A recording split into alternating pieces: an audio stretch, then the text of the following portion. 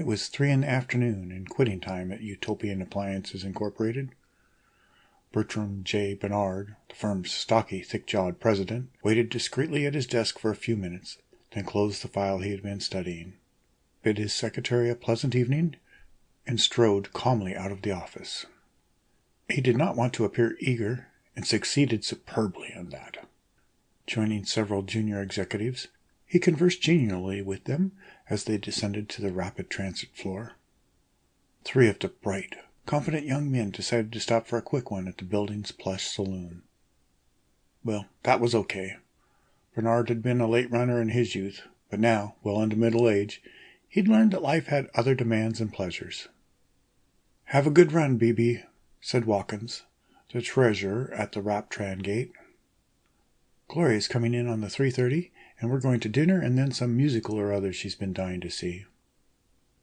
So Bernard entered the Raptran alone, though surrounded by scores of pushing, jabbering strangers, finding a seat on the aisle next to an electronics company vice president whom he knew slightly.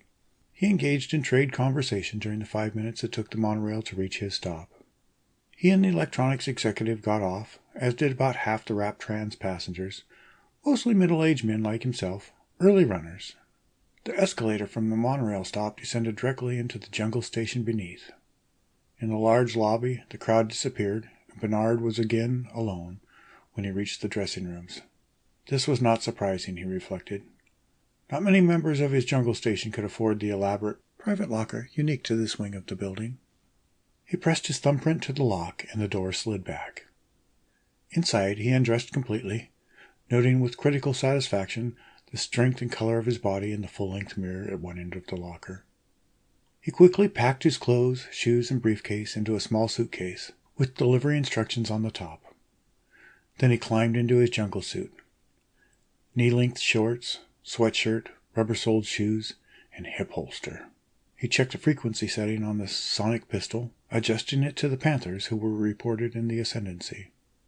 As a last thought, merely a whim, he glanced down at the station emblem on his sweatshirt, just to enjoy the sense of pride he derived from the large red UF above it.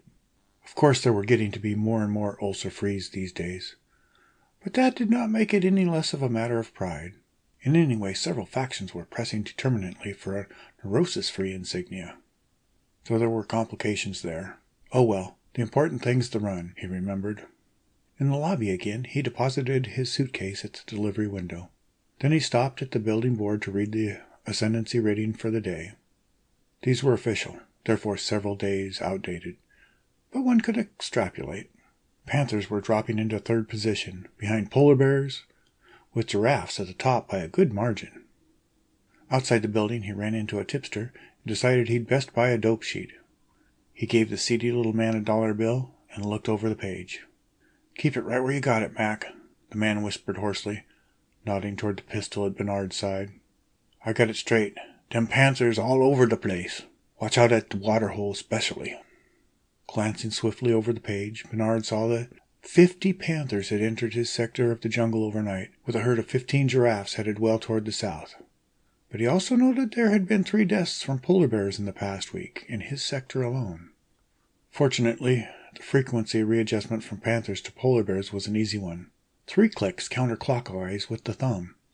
He'd have to remember about the waterhole, though. It was either that or go above the rapids. The sharks below the rapids were pretty quick during the summer.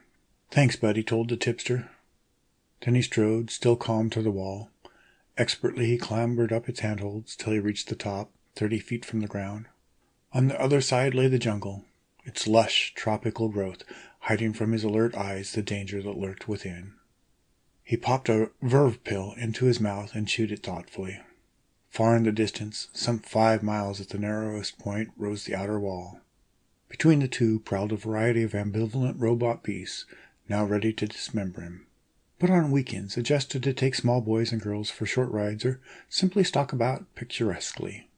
Drawing his pistol and placing it between his teeth, Bernard leapt to the ground between the wall and the large low palm. At once the pistol was again in his hand, but nothing moved. Now he could see clearly the path he must take. Bending low, he trotted along the undergrowth.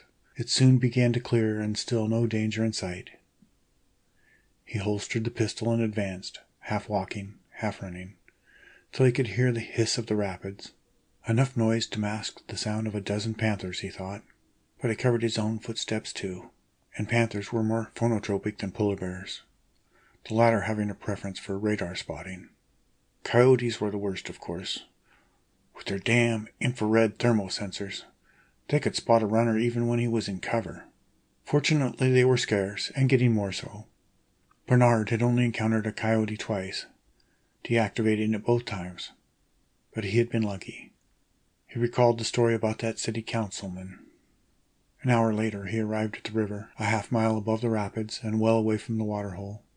He had only seen one beast in the first 3 miles of his trek, a giraffe hobbling along in olfactory pursuit of another runner far to the right. Giraffes were mainly a nuisance, though they could kick and trample a man. Bernard had heard of such a thing happening, but it was a rarity. They were easy to elude. He crossed the river on a long raft he found, which had evidently been rigged to dump him in about halfway across. At least he'd got that far on it, he told himself, as he struck out for the shore. For one horrible moment, he thought he detected a shark upstream, but it was merely the shadow of a large palm leaf. He had a strong and sensible fear of sharks. A mile farther found him crawling over the rocky ground as the growls of panthers reached his acute ears from behind a ridge of brush. If they heard him, they ignored him, perhaps more interested in other quarry. His knees and arms were scraped, but not bleeding, and at last he was able to get to his feet to make better time. It was then that he heard the girls scream. No regulations in the rulebook discriminated against women becoming runners, but only a few of the millions who worked at offices and plants in the city did so. Also, there was nothing in the code about helping other runners. Each was entirely on his own, free to help or be helped or not helped, if he chose. Bernard would never have called for help himself, but the sound of the woman's cry appealed to the other side of his nature. He changed his direction, but moved with great caution now. Soon he saw her and froze. She was clad as he, different sector emblem, but the same proudly borne UF on her sweater.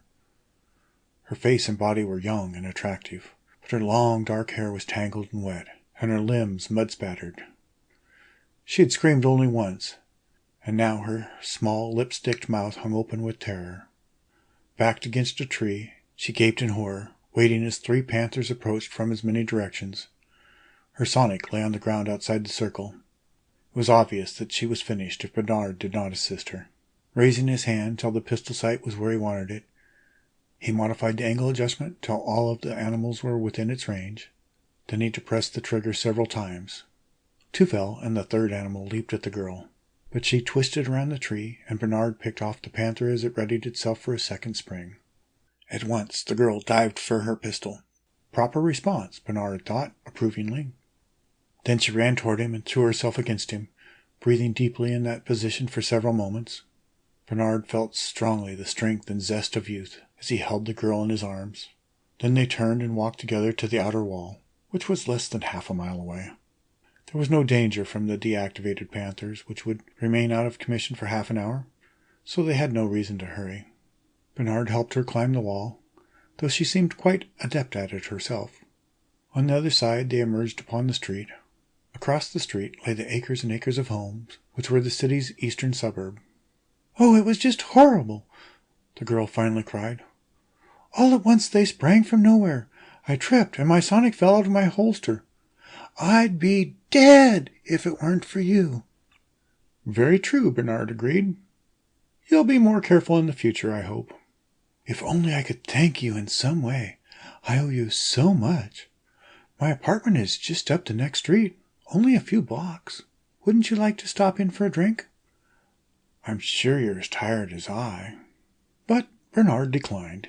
He walked her home, then continued on, unaware of the envious glances of young children as he passed, unaware of other runners, early runners, middle-aged men like himself, also walking the streets, wearily but not stooping, not frowning.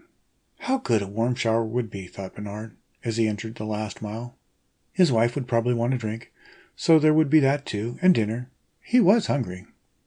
Ulcer-free and happy, he walked the last mile in contentment. The office was something that had happened long ago. Would happen again tomorrow.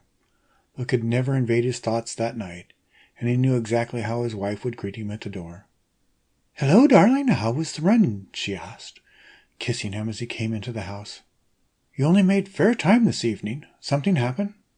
"No, pretty routine. Panthers are on the increase.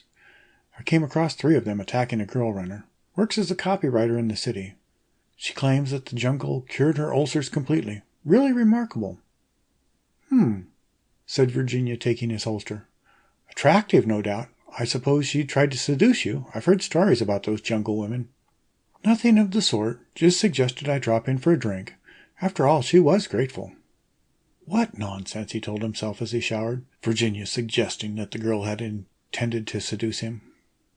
Oh well, what difference did it make? Man, that hot water felt good, even on his scratched legs and arms. How many years had he been making the run now? 23 almost. In a way, he could consider himself a sort of pioneer. And to think that the only reason he had started jungle running in the first place was to please the supervisor. These days, everyone did it. As he dried himself off, hearing the tinkle of cocktails in the living room, he wondered if the panthers would move south away from the water hole before tomorrow's run.